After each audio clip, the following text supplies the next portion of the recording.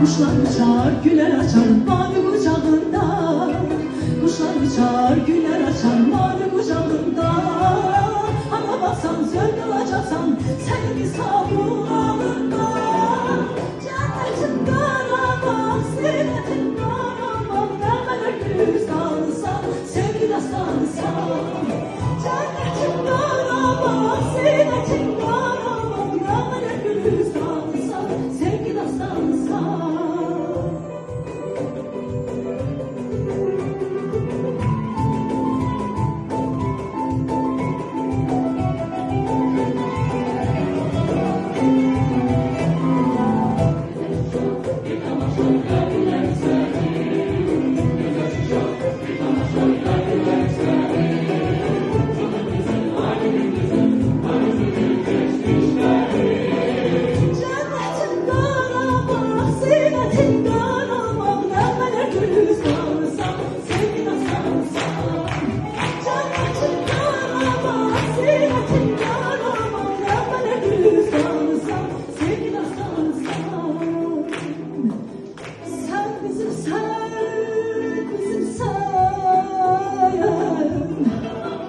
Durdukça bedende can, yaşa yaşa, çok yaşa, ey şanlı Azerbaycan